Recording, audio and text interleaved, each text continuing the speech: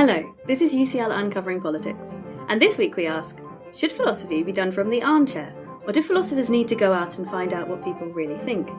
And we'll explore the idea that our speech acts, perhaps in ways that depends on the audience. Hello, my name is Emily McTernan, and welcome to UCL Uncovering Politics, the podcast of the School of Public Policy and Department of Political Science at University College London. Today we are examining speech acts and uptake. A central contribution from J.L. Austin has been the idea that our speech sometimes doesn't only say things, sometimes it does things. When we speak, we don't only or always convey content or information, we sometimes also, for instance, promise, name, refuse or order, amongst other things. In short, our speech sometimes acts. And that has prompted a great deal of philosophical debate over when speech acts are successfully performed, and whether that depends on their effects on the audience.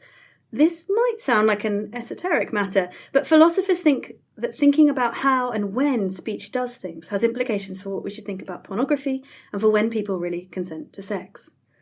Usually, philosophers thinking about speech acts think from the armchair, but today we will be discussing a paper that goes and investigates what people really think. Our guest today is Dr. Sarah Fisher, one of its authors, and a research fellow here in the Department of Political Science on a cross-disciplinary project on the ethics of content moderation on social media and the future of free speech online, funded by UKRI. Welcome to UCL Uncovering Politics, Sarah. It's great to have you with us. Thank you very much, Emily. It's fantastic to be here. Let's dive straight into speech act theory. So speech act theory has become very popular amongst philosophers, but let's start with the basics. Could you explain a bit to our listeners about speech act theory and what it tells us about how speaking performs actions? How can things be done with words?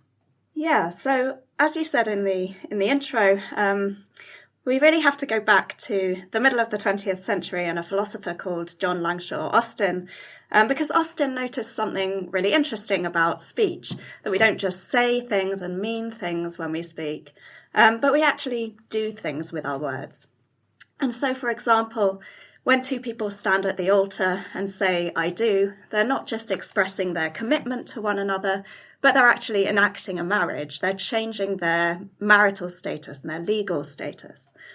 And when a judge issues a verdict in a court of law, they're not just expressing their opinion about whether the defendant is innocent or guilty, but they're making that person innocent or guilty in the eyes of the law.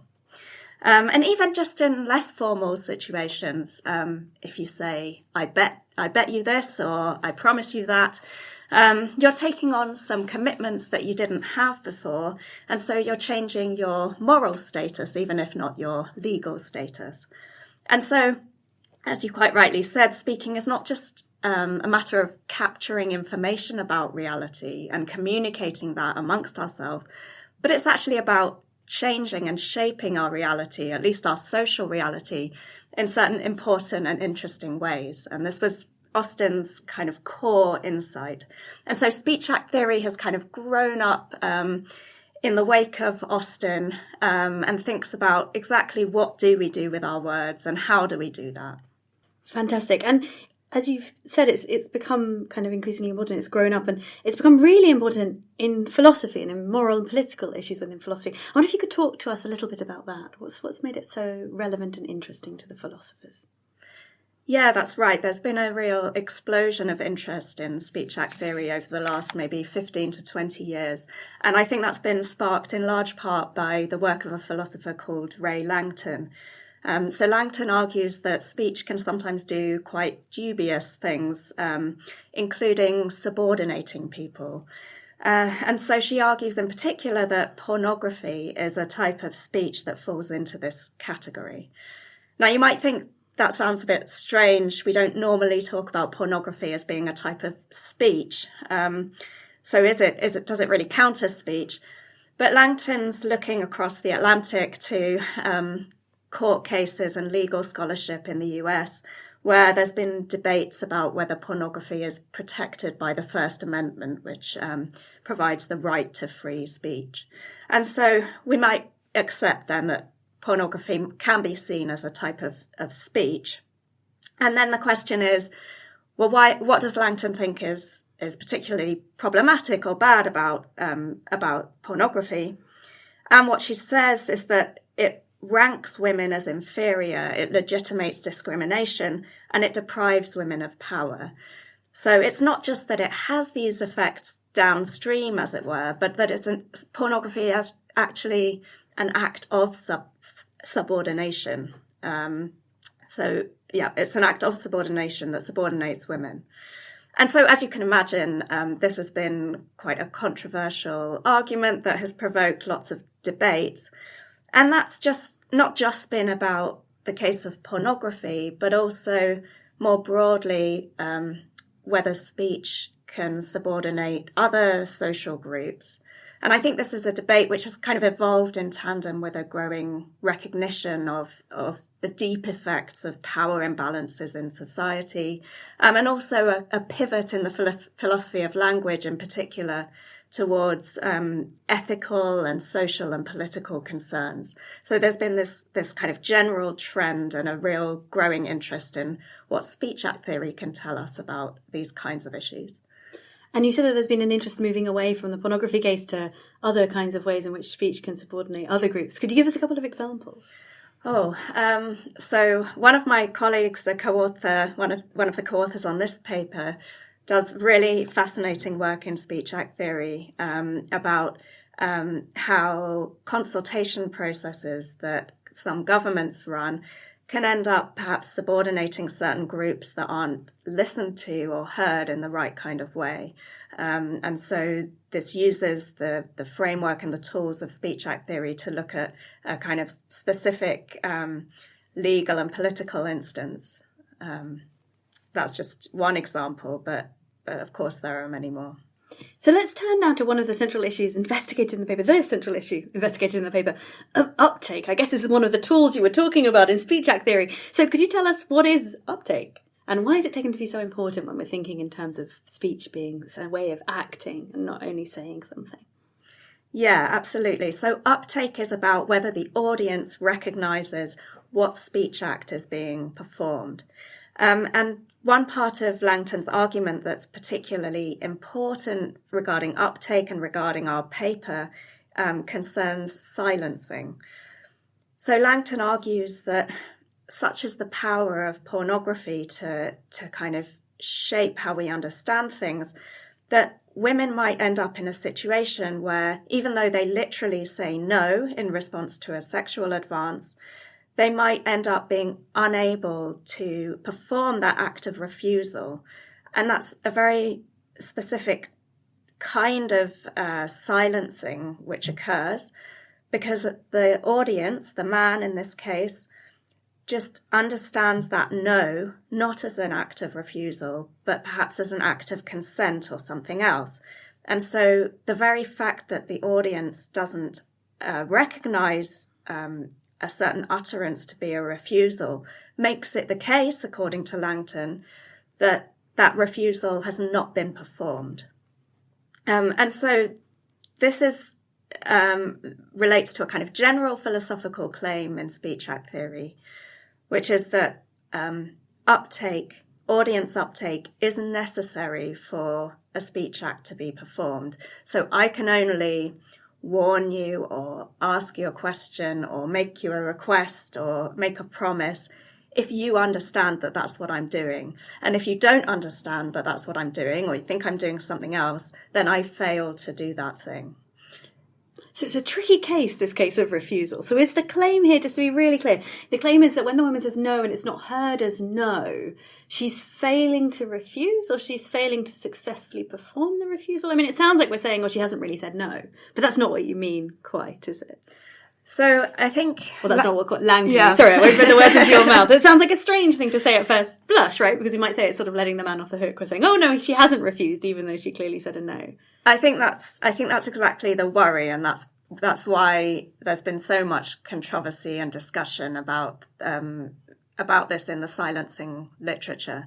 And I think it is a strong claim. So the claim is that the woman said no, but it might be that she hasn't refused. Now, that's not to say that she's consented, but still she's failed to refuse. She has not refused because of the lack of uptake.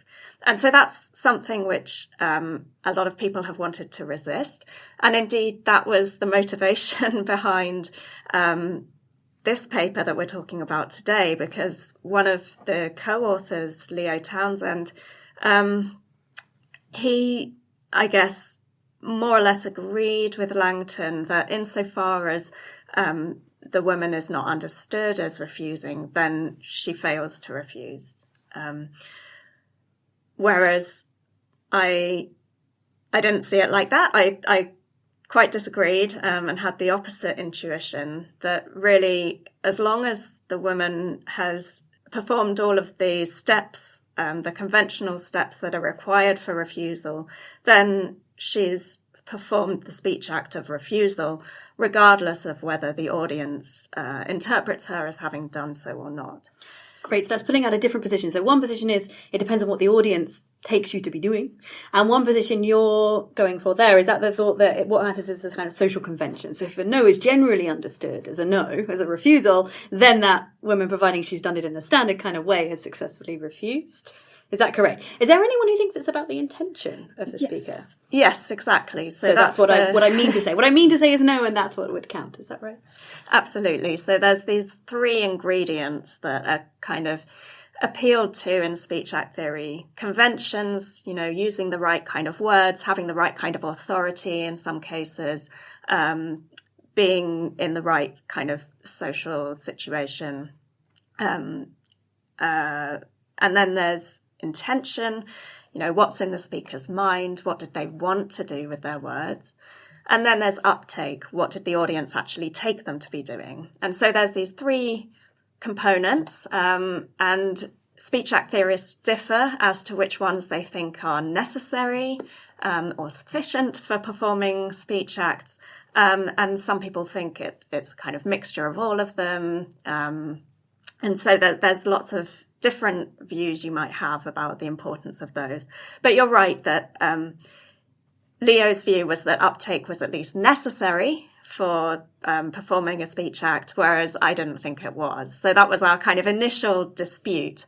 And it turns out that this reflects a kind of wider argument that's happened in the speech act literature, where some people are quite kind of adamant and think it's sort of obvious that you have to get uptake if you're going to be able to count as performing a speech act. And on the other side, there are people that just think it's absolutely obvious that that's not the case. And through the literature, people have kind of tried to provide these hypothetical scenarios, little speech situations or conversations, which are designed to elicit people's intuitions and kind of give support for their point of view. But in the end, it looks like we've just got a clash of intuitions here and a bit of an impasse in the literature. And here's where your paper comes in. So your study is doing something very different then to lots of this work on speech act theory. So rather than thinking about these examples, these vignettes, these intuition pumps from the armchair, it's a study into how people actually think about the necessity of uptake, so whether uptake's really needed for us to successfully perform some kind of speech act like a refusal. So I guess it's clear now what motivates that turn to empirical research. Is it that you're hoping to see a way forward in this impasse in the philosophical debate? Yeah, ideally. I mean, I don't think it's going to be so straightforward that you can read off, if most people think this, then it must be the right answer. That's not necessarily the case. But we did notice that quite a lot of philosophers talk about what's natural to say about a certain case or what most people would say, or, they think it would be bizarre to claim that uptake was necessary here or whatever. And we thought there was an important place here for actually going out and seeing across a larger swathe of ordinary speakers what actually is obvious and natural and bizarre. So really this kind of empirical research is designed to sort of help understand who's got intuition, who's got ordinary intuition on their side, and therefore which camp needs to present especially powerful arguments in order to overcome those ordinary intuitions if they're going to convince us. And so we just were interested. We didn't know what to expect. Maybe also among lay people, views were going to be quite polarized, or maybe we'd find that people were really falling into one or other camp and perhaps kind of vindicating that camp's appeals to intuition. So what would you say to the skeptic who says, perhaps people's first judgments to intuition pump cases, so the vignettes that you offer, or these cases of is it really a refusal, just aren't that informative? Why would we care about unreflective or naive judgments? You might think the philosopher is better suited to telling something really complicated, like is uptake necessary for this speech act to succeed, than just some random person on the street. Yeah, and I think this is a good challenge, and it's an important challenge whenever we're talking about empirical kind of intuition work. And it's something that we address in the paper. You know, ultimately, you might argue that speech act theory is just the kind of thing that's too technical to ask ordinary lay people about. You have to really be kind of embedded in this Austinian theory to really make good judgments about this. But in a sense, that does go against Austin's kind of ordinary language approach, where he and those who follow him do appeal to our intuitions about what somebody's doing and what they mean. And as I said, within the recent literature, you've got quite a lot of people appealing to that ordinary intuition in making their case. And so I think there is a good case for doing this kind of work, even if you're somewhat skeptical about the overall project of experimental philosophy. And experimental philosophy is this brand of philosophy that says, actually, in general, we should all be going out there and asking people stuff. So if you want to know what is it to blame someone, or when do we blame people, go ask people, rather than trying to guess at it as philosophers in the armchair. Right. Fantastic. And so this is an example of it. But you're right, it does seem like it's particularly pressing in these cases where it's meant to be a bit of ordinary language philosophy. You might think it really matters what ordinary language looks like. I do have a question about that, though. Why not go and look at, if you like, speech acts in the wild rather than vignettes? So the paper is carried out through asking people, I think, about a series of vignettes, a series of cases, and what do they think's happening in the cases. Is there any drawback to doing that rather than trying to look at how people normally talk and understand each other in the wild? Yeah, I think there would be a place for such investigation as well. So you could do a kind of corpus study and try to see how people individuate speech acts. But I think it would probably be somewhat difficult to get at people's judgments about the role of uptake. So what we were trying to do was to see whether people thought that a speech act was still performed, despite the fact that the audience didn't think that speech act was being performed. So you're going to have to try and find some very specific cases. I'm not sure how easy that would be, looking through a corpus, but I think you're right that if it could be done, it would complement the research that we've done here by giving a kind of more natural view of how people actually behave in conversational environments. But yeah, we were looking from a kind of third personal perspective in order to try and isolate specific differences between the cases and see how people responded to those. Great. And were you worried about the framing effects of the vignettes or the way that they might be introducing confounding features? There's one that you consider in the paper. I wonder if you could talk to us a bit about the challenges you found coming up with the kinds of vignettes to get exactly at the intuitions you wanted and not something else that coming in the background. Yeah, absolutely. And I think this was the most difficult thing about the project, is trying to come up with these vignettes without introducing other confounds. In other words, other differences between the vignettes that might be affecting people's judgments rather than the ones you're trying to probe. And so we redrafted and redrafted these vignettes lots and lots of times and sent them round our friends and colleagues asking them for their opinions. And we managed to kind of remove some of the problems. But yeah, it's very, very difficult not to introduce confounds. And so I think we did initially have some vignettes about thanking, but we ended up taking those out because the feedback we got was that it's very difficult to do an indirect kind of thanking. So either you say the words thank you, and then it's very difficult to see that as anything other than a thank you, or you say something much more loose and indirect, and then it's quite difficult to see it as a thanking. So that was particularly difficult, and we ended up kind of having to move away from that speech act and towards the four that we ended up with, which were telling, refusing, warning, and promising. That's fascinating about thank you. So it turns out that's a very easy speech act to do, or it's very hard for it to not get uptake, unless we do something very strange when we thank people. Is that right? I guess so. I think we had in our vignette, we didn't want to have a case where it said thank you, because it's very difficult then, I think, for people to imagine what else somebody could have been doing apart from thanking. They might be doing something in addition, but at the very least, they're thanking somebody. So then we had a sarcastic thank you. Sarcasm's really tricky, and that was another difficulty we faced, because in speech act theory, this is seen as a kind of non-serious use of language, which falls into another category. So we had to also try to avoid things like sarcasm and irony, things like actors performing on a stage, also as kind of non-serious use of language. So we ended up, and insincerity was another tricky one. So there are some cases where you can read them in two different ways. Either the person is refusing, say, but doing it insincerely, or they're not refusing at all. And that's a very subtle difference that we had to navigate around. So yes, tricky. Sounds like coming up with those vignettes was a significant effort. So let's turn to the results of your study. You considered some features that might make a difference to whether uptake matters. So the stakes of the situation that we're in, the kind of speech act we have, so the warnings, the refusals or something else, and what happens after the uptake failure. What turned out to matter?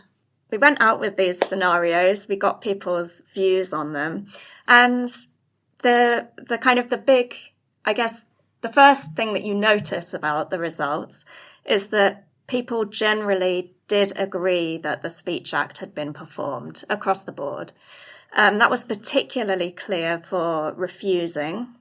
So that's that it didn't matter what the audience thought had happened. So the person who was the person spoken to in your vignettes, it just mattered what the person had said. Well, that's the thing that was the dominant feature, not what the audience's response was. Is that right? Exactly. Yeah. So we had these little scenarios, and then we would ask people to rate their agreement with a statement along the lines of, James warned Mary about the lion, or Caroline refused John's offer of food. And then people had to say, to what extent did they agree with that statement on a 7-point scale?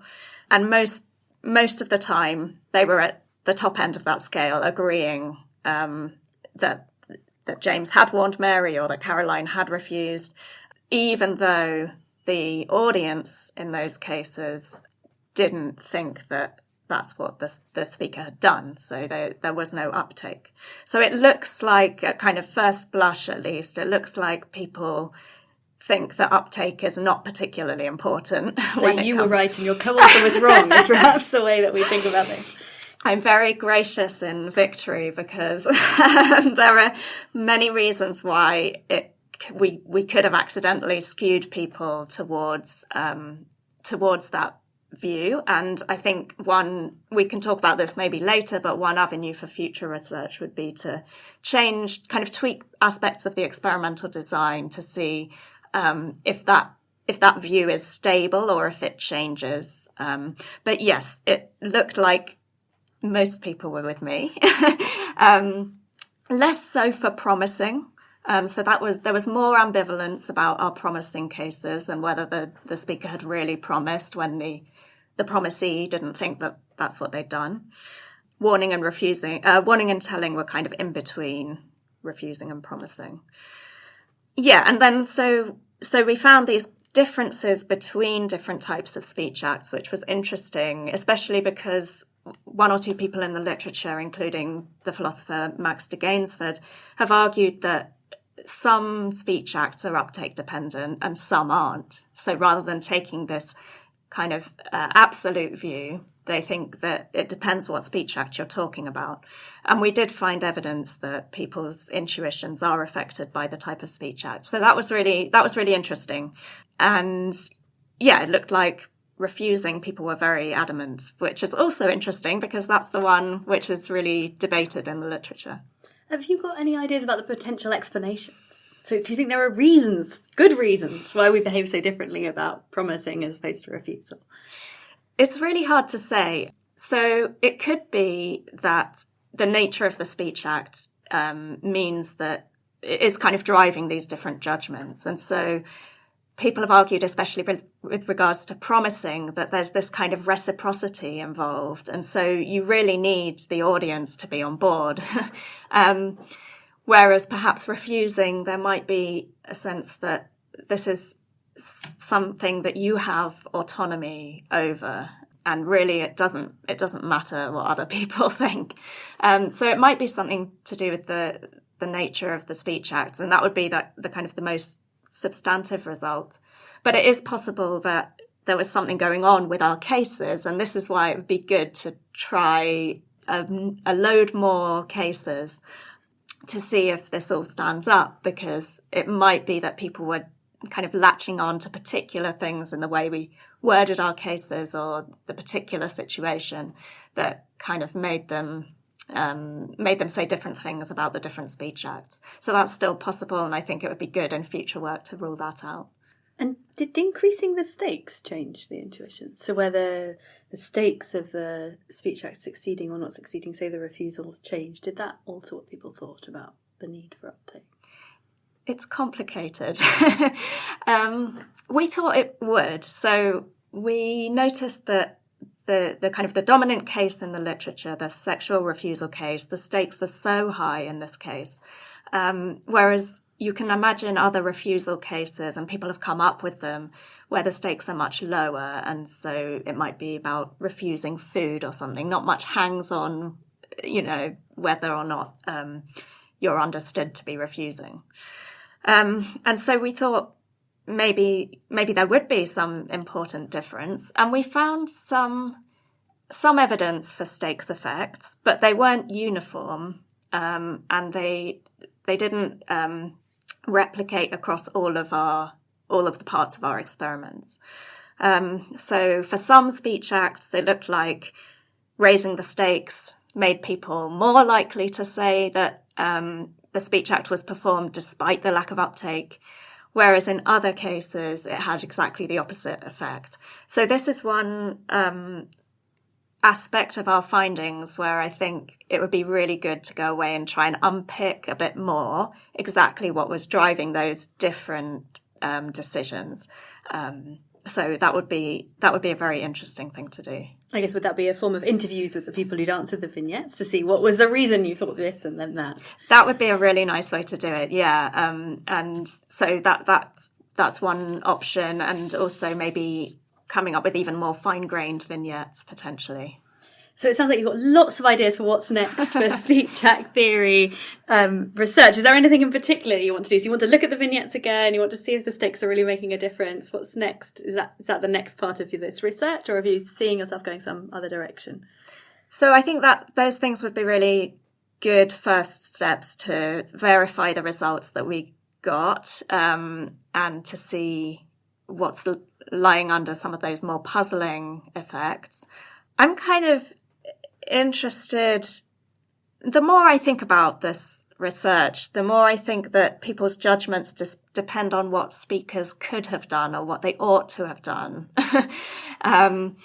So, for example, you might think that someone didn't really promise if they failed to say, I promise that, because they could have said, I promise that. And merely saying, I will, just leaves it too ambiguous. And so I think that would be an interesting area to do more work, to look and see, how kind of rich are these judgments in sort of oughts and normative questions. So there's a thought that the morals and politics might be coming in at the beginning and not the end. So we sort of see Speech Act as we get to import this philosophy of language, and it tells us some interesting things about moral and political issues like consent. And you're saying actually maybe our moral and political judgments come in way before that. Is that right? The thought? Right. Yeah. Great. That's a fascinating idea. I look forward to seeing your work on that in future. Finally, let's link it back, the work you're doing on Speech Acts here, to your broader project at the moment. So at the moment you're thinking about content moderation. How is Speech Act theory going to inform your work on content moderation, do you think? Yeah, so social media platforms are tasked with the unenviable job of having to make thousands, millions of decisions every day about what kind of user posts can be left up on their platforms and what kind need to be removed or otherwise de-amplified to reduce their reach. And I think that ultimately what they're grappling with is the question of what speech act did somebody perform. So was this a threat or was it just a bit of political rhetoric? Is this hate speech or is the slur term being used in a kind of empowering way by an in-group member? So content moderators have to ask these kinds of questions, and that is inevitably going to raise the issue of, well, what determines which speech act was performed? And so then we're right into this philosophical issue of, is it uptake that's decisive? Is it the user's intention? Is it the conventions that they've used? And what indeed are those conventions once we get into online environments?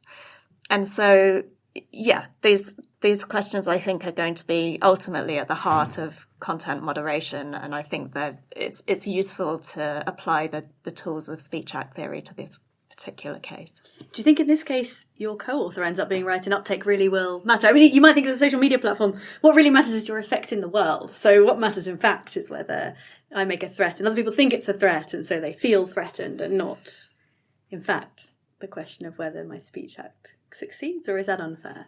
I think that's a really interesting hypothesis. I think personally I'd probably still want to resist it somewhat, but I can see the pressure where what you're trying to do in content moderation is to reduce the kind of viral harm. And so it really does matter how audiences interpret things. On the other hand, you also want to make sure that people are able to express themselves freely, and you don't want them to be beholden to audiences being perhaps unreasonable. So these things have to be weighed up carefully, I think. And this raises questions, especially because the audience in online environments is often so unpredictable. You don't know what's going to happen to your post once you put it out there. So this raises definitely new issues and tricky ones. Thank you, Sarah, for that fascinating conversation about experimental philosophy, speech acts online and offline. Today we've been looking at Sarah Fisher's paper, co-authored with Catherine Francis and Leo Townsend. It's called An Empirical Investigation of Intuitions About Uptake, and it is available now in Inquiry. As ever, these details are in the show notes for this episode, which also include a link to the paper. Next week, we'll be discussing climate change and the findings of an investigation into the high politics and the everyday practices of the UN as we face deteriorating environmental conditions. Remember, to make sure you don't miss out on that or other future episodes of UCL Uncovering Politics, all you need to do is subscribe. You can do so on Apple, Google Podcasts, or whatever podcast provider you use. And while you're there, we'd love it if you take a moment of time to rate or review us too. I'm Emily McTernan. This episode was researched by Alice Hart and produced by Eleanor Kingwell-Banham. Our theme music is written and performed by John Mann. This has been UCL Uncovering Politics. Thank you for listening.